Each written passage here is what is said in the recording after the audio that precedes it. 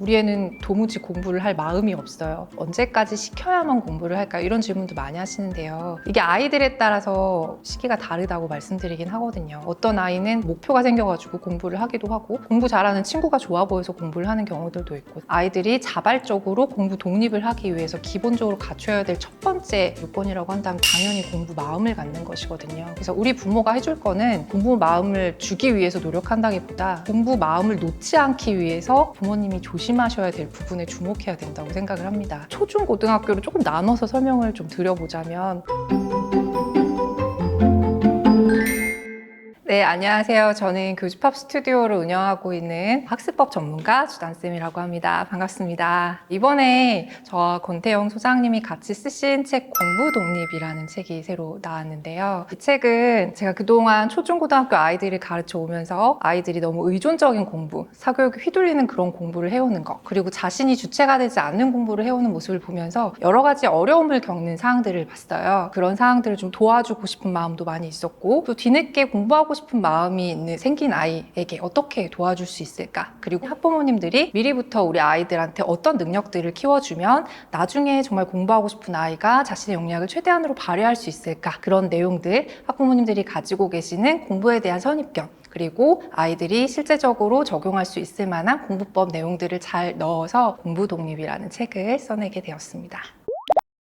저희가 본 공부 독립은 혼공과 자기주도 학습을 조금 큰 범주에서 바라보는 거라고 생각을 하시면 될 것 같습니다. 그래서 저희 책 안에 들어있는 공부 독립을 하기 위한 역량이 5가지가 있는데요. 크게 아이들이 공부 마음을 가지고 집중력을 발휘해서, 그리고 기억력을 최대한 동원해서 문해력과 자기주도력을 완성시키는 걸 공부 독립의 과정이자 필요한 역량이라고 이제 칭해 드렸거든요. 그래서 조금 더 포괄적인 그런 관점이라고 봐주시면 될 것 같고, 그리고 저희가 책에서 모든 독립의 시작이 공부 독립이라는 표현도 썼습니다. 성인이 돼서도 항상 우리는 독립적인 어떤 상황들에 직면하게 되잖아요. 그런데 이제 아이들이 처음으로 자신의 의지를 가지고 공부하겠다는 마음을 가지고 내가 가진 역량들을 최대한 발휘해서 뭔가 계획을 세우고 실행을 하고 결과를 맞이해서 뭐 피드백도 하고 좌절도 하고 기쁘기도 하는 여러 가지 일련의 과정들을 모두 공부 독립 안에서 일어나는 것이라고 저희는 봤고요. 그게 아이들이 처음으로 태어나서 겪는 독립이다라고 정의를 했고, 그 과정을 거쳐야 나중에 성인이 돼서도 아이들이 주체적으로 독립성을 가질 수 있을 거라고 내다봤습니다. 혼공은 말 그대로 혼자 공부하는 거잖아요. 거기에는 아무래도 이제 저는 자습적인 관점이 좀 더 들어있다고 생각을 합니다. 아이들이 처음 수학 개념을 공부를 할 때 누구의 도움도 받지 않고 교과서나 문제집을 보고서 이런 뜻이구나 저런 뜻이구나 자기 나름의 어떤 이제 깨달음을 얻어가면서 공부하는 걸 혼공이라고 얘기를 한다면, 자기주도 학습은 혼공보다는 그건 좀 더 포괄적인 관점인 거죠. 그래서 혼공도 자기주도 학습 안에 들어가 있지만 아이들이 누군가의 도움이 필요하다면, 사교육이 필요하다면 사교육의 도움도 받고, 그리고 뭐 부모님이 필요하다면 부모님의 도움도 받고 하는 식으로, 하지만 공부하는 주체는 본인에게 있는 걸 자기주도 학습이라고 보는 거죠. 이제 공부 독립이라는 거는 거기에 이르기까지 마음도 먹고, 기억력이 필요하다면 집중력이 필요하다면 그런 것들도 이제 공부를 잘하기 위한 어떤 역량들을 갖춰서 갈 수 있는 거를 공부 독립이라고 생각하는 거죠. 자기주도력은 공부 독립 안에 포함되어 있는 것이다 라고 봤습니다. 저희 책 안에 들어있는 5가지 역량이 공부 마음부터 시작해서 집중력, 기억력, 문해력, 자기주도력이 있는데요. 저는 이 5가지를 모두 다 아이들이 갖추긴 당연히 어려울 거라고 생각해요. 그리고 학부모님들도 그게 목표가 되신다면 좀 아이들도 많이 이제 닥달하실 수도 있고 본인도 많이 힘들어지실 수 있다고 생각해서, 이 5가지 중에 하나만이라도 갖추고 있다면 우리 아이가 충분히 공부 독립을 할 여건이 마련돼 있다, 이렇게 보고 있거든요. 집중력과 이제 기억력 같은 경우는 우리 어릴 때를 한번 생각을 해보면 어떤 친구는 굉장히 짧은 시간 동안 집중해가지고 다른 친구가 1시간 동안 공부할 걸 막 20분 만에 다 끝내버렸다, 이런 친구들도 있었을 거고요. 그리고 어떤 친구는 기억력이 유달리 좋아가지고 뭐 암기하는 뭐 그런 과목들은 뭐 한 번만 봐도 다 시험을 잘 보는 그런 친구들도 만났을 거예요. 근데 우리는 그거를 타고나는 거라고 생각을 해왔었잖아요. 근데 그 능력들을 갖고 있는 아이가 그 능력으로 다른 능력에도 분명히 이제 영향을 미쳐서 긍정적인 공부 성적, 결과 이런 것들을 맞이할 수 있었던 경험들을 우리가 다 실제로 학창시절을 겪으면서 봤었습니다. 저 같은 경우에는 집중력이 그렇게 뛰어난 편은 아니에요. 근데 권태영 소장님은 집중력이 굉장히 뛰어난 편이고 기억력도 그분이 되게 좋으세요. 항상 일을 같이 하지만 저는 좀 노력파에 가깝고요. 그분은 약간 천재형에 가까운 가까운 스타일인데 두 개 다 장단점이 있다고 저는 보거든요. 저도 처음에는 그런 것들이 다 타고나는 거라고 생각을 했어요. 분명히 이런 것들이 개발될 여지들이 충분히 있는데 우리 중에 누구도 제대로 배워본 적이 없잖아요. 그런 것들을 좀 알려드려야 된다고 생각을 했습니다. 일단은 학부모님들이 우리 아이가 기억력이 별로 좋지 않아, 집중력이 좋지 않아, 이걸 어떻게 해야 될까요? 뭐 이렇게 접근하시기보다는 그런 것들은 충분히 잘 만들 수 있는 방법이 있고 그 방법이 아이들마다 적용되는 것들은 좀 다를 수 있겠지만 여러 방법들 중에 하나 둘씩 적용해보면 분명히 우리 아이한테 맞는 방법을 찾으실 수 있을 거라고 저는 희망적으로 봤거든요. 그래서 저희 책에 집중력과 기억력은 분명히 공부를 잘하는 데 있어서 하나의 구성 요소인 것은 분명하고 집중력이라는 건 공부 효율하고 관련이 있는 것이고 당연히 기억력이라는 거는 잘 아시는 것처럼 고시는 대부분 암기 시험이잖아요. 의대 공부도 다 어떻게 보면 이해를 바탕으로 한 암기를 기반으로 한 것이고 기억력이 공부에 있어서 그렇게 뒤로 물러나야 될 그런 능력이라고 보지 않았던 거죠. 그래서 거기에 조금 주목을 하고 이제 우리 아이들이 가능하면 가지고 있던 잠재력의 능력이 좀 끌어나와줬으면 좋겠다라는 바람으로 저희가 생각하는 여러 가지 얘기들, 사례들 그리고 아이들한테 적용해봤으면 참 좋을 얘기들 그런 얘기들을 책 속에 좀 담아봤습니다. 5개 중에서 가장 먼저 보셔야 될 챕터는 공부 마음이라고 말씀을 드립니다. 우리 애는 도무지 공부를 할 마음이 없어요. 언제까지 시켜야만 공부를 할까? 이런 질문도 많이 하시는데요. 이게 아이들에 따라서 시기가 다르다고 말씀드리긴 하거든요. 어떤 아이는 불현듯이 어떤 목표가 생겨가지고 공부를 하기도 하고 공부 잘하는 친구가 좋아 보여서 공부를 하는 경우들도 있고 다양하겠지만 어찌됐든 아이들이 자발적으로 공부 독립을 하기 위해서 기본적으로 갖춰야 될 첫 번째 요건이라고 한다면 당연히 공부 마음을 갖는 것이거든요. 그래서 우리 부모가 해줄 거는 저는 공부 마음을 주기 위해서 노력한다기보다 공부 마음을 놓지 않기 위해서 부모님이 조심하셔야 될 부분에 주목해야 된다고 생각을 합니다. 초중 고등학교로 조금 나눠서 설명을 좀 드려보자면 초등학교 저학년 때는 되도록이면 아이들한테 재밌는 공부를 조금 많이 노출을 시키시라고 말씀을 드려요. 어쨌든 기본적으로 즐거워야지 공부를 하겠다는 마음이 드는 게 어린 시절일 거고요. 초등학교 고학년이나 이제 중등 정도 됐을 때는 이 수많은 과목 중에 하나라도 잘하는 게 있으면 그 힘으로 저는 가는 것 같다고 생각을 합니다. 제가 가르쳤던 이제 학생 중에서 체육은 정말 좋아하는데요. 선생님, 저는 수학이 세상에서 제일 싫어요. 이런 아이가 있었거든요. 근데 그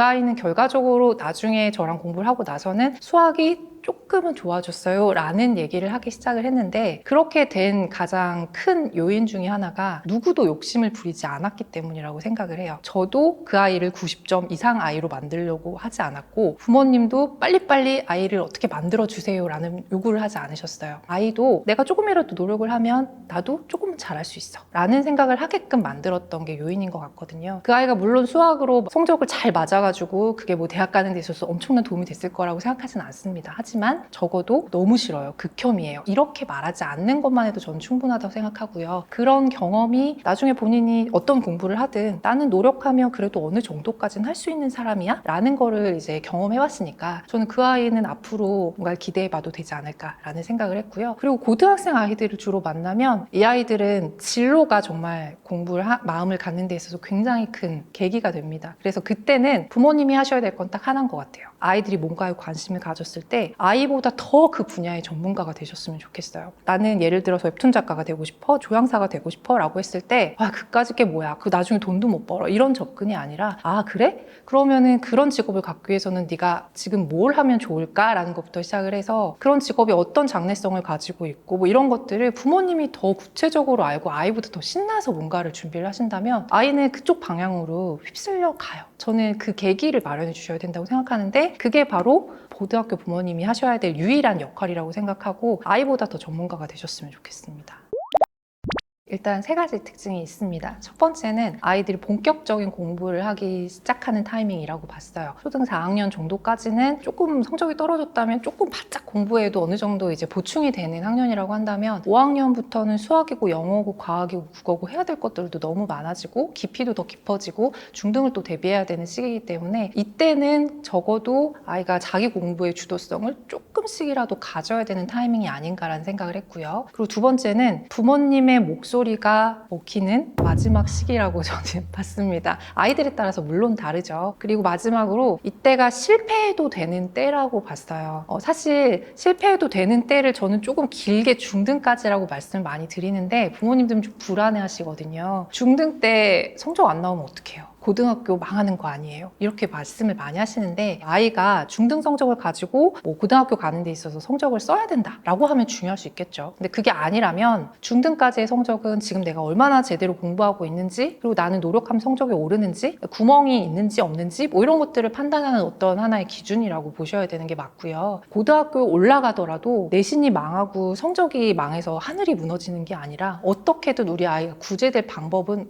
있어요. 그렇기 때문에 학부모님이 아이들의 그런 시험 하나 둘에 일희일비하지 않으셔야 되는 게 굉장히 많은데, 그런 것들을 아이들도 받아들이고 아 그래 이번 성적은 떨어졌지만 다음에는 조금 더 노력해 볼 거야 라는 생각을 하는 타이밍이 초등학교 고학년에서 중등까지라고 본다는 거죠. 그 이후에는 아이들이 놔버리는 경우가 많아요. 고등 이후에는, 그때는 이제 실패를 하면 아이가 무너지니까 힘들지만 중학교 때까지, 초등학교 고학년 때까지는 조금은 실패해도 괜찮지 않을까라는 관점으로 초등학교 5학년이라는 말씀을 드렸습니다. 전략적인 접근이 필요하다고 생각해요. 초등 고학년에서 중등까지는 뭐 하나라도 잘하는 게 있으면 희망적이라고 말씀을 드렸는데, 그렇기 때문에 그거를 인위적으로라도 좀 만들어 주셨으면 좋겠다는 생각이 듭니다. 아이들이 공부 마음이 생기는 과정이 조금 늦었다고 생각하시는 중등 과정에서는 아이들이 뭐 하나라도 조금 잘할 수 있으면 공부 마음을 쭉 이어갈 수 있게 만드실 수 있거든요. 중등부터 어떤 한 과목이 망하면 큰일 날 것처럼 생각들을 많이 하시지만 괜찮아요. 그거 말고 상대적으로 잘하는 게 하나 있으면 괜찮습니다. 그래서 최소한 우리 아이가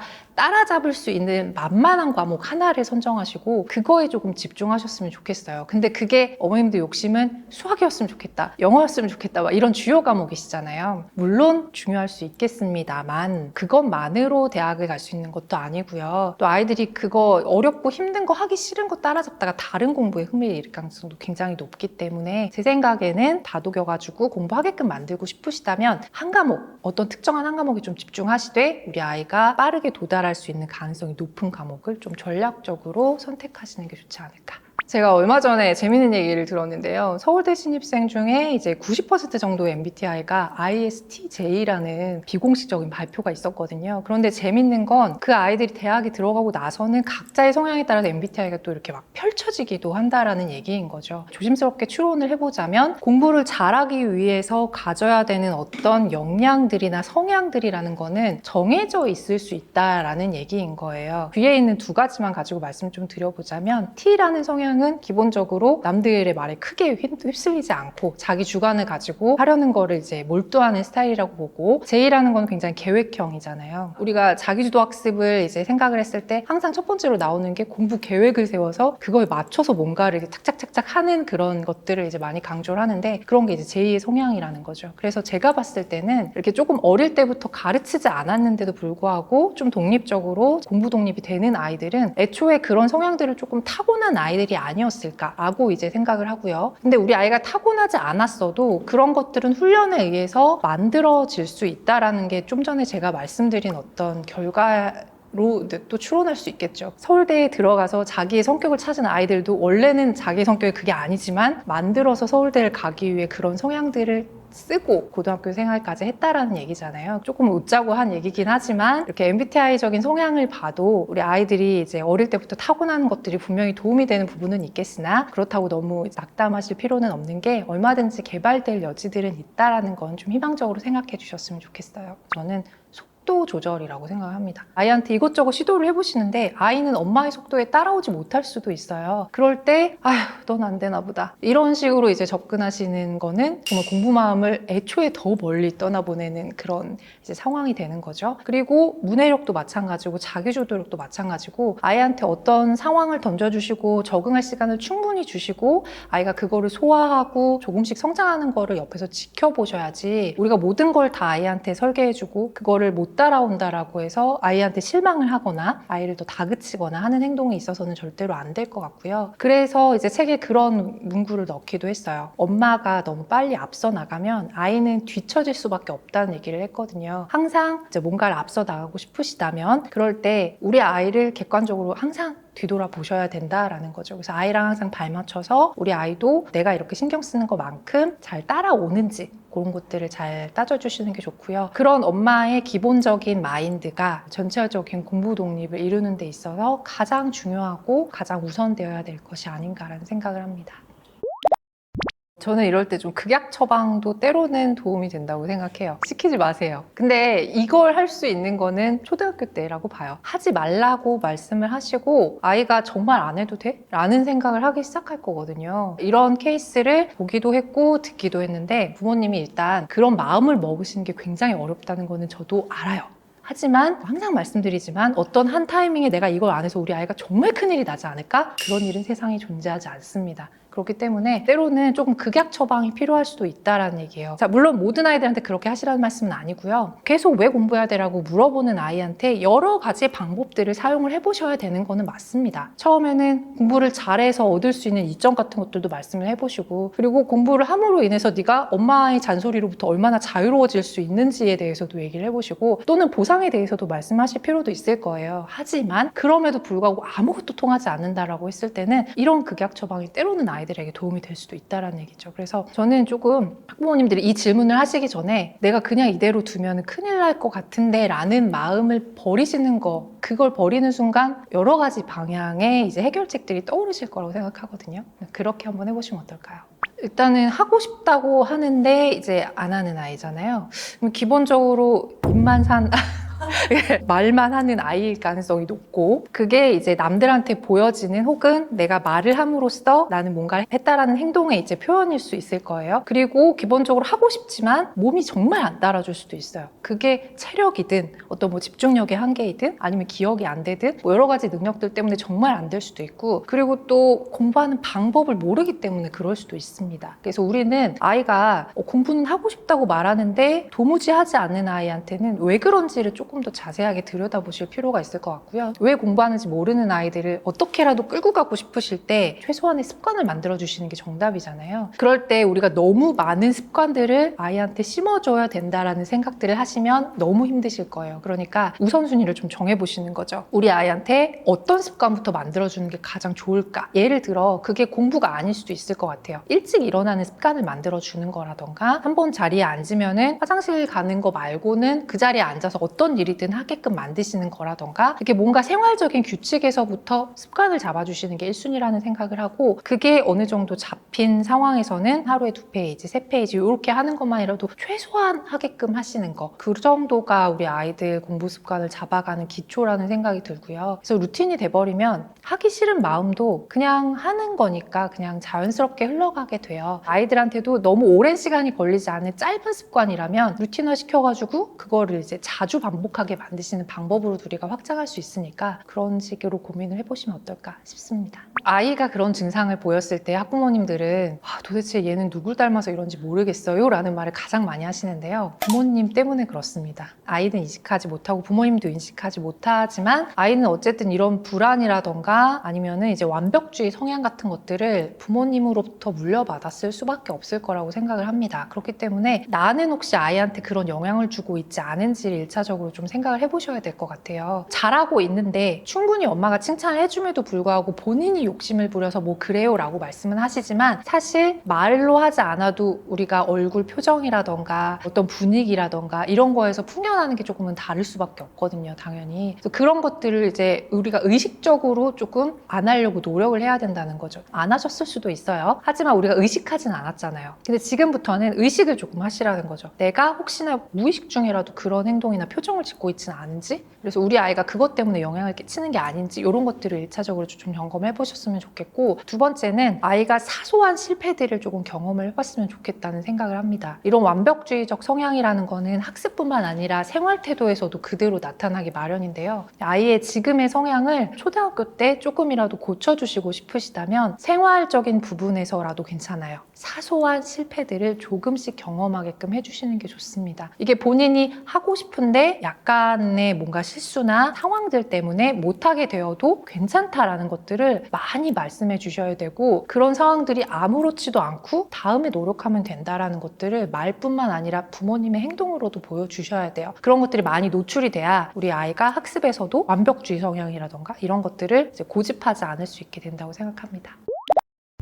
초등학생에게 공부 독립이란 무조건 해놓지 않으면 후회하는 것이다 라고 말씀드리고 싶어요. 초등 엄마에게 공부 독립이란 만세를 부를 일이다 입니다.